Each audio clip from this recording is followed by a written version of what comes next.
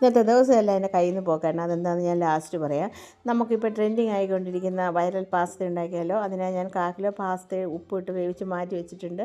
അതിന് പേസ്റ്റ് തയ്യാറാക്കാൻ വേണ്ടി നമുക്ക് കുറച്ച് ചിക്കൻ, സവാള, കാശ്മീരി ചില്ലി, വെളുത്തുള്ളി, അണ്ടിപ്പരിപ്പ്, ടൊമാറ്റോ നമുക്കൊന്ന് സ്റ്റീം ചെയ്തെടുക്കാം. ആ സ്റ്റീം ചെയ്തൊന്ന് ആറുമ്പോൾ മിക്സിയുടെ ജാറിലിട്ട് ഒരു പേസ്റ്റ് രൂപത്തിലാക്കി എടുക്കാം. ആ സമയം കൊണ്ട് നമുക്ക് പാൻ അടുപ്പി വെച്ച് കുറച്ച് ബട്ടർ ഇട്ടിട്ട് നേരത്തെ പേസ്റ്റാക്കി വെച്ച് അത് ഒഴിച്ച് അതൊന്ന് തിളച്ച് വരുമ്പോൾ നമ്മൾ വേവിച്ച് വെച്ച പാസ്ത ഇട്ട് കൊടുത്തിട്ട് അത് നല്ലതായിട്ടൊന്ന് സെറ്റായി വരുമ്പോൾ അതിനകത്തോട്ട് ചിക്കൻ ഒന്ന് പിച്ചി ഇട്ട് കൊടുക്കണം.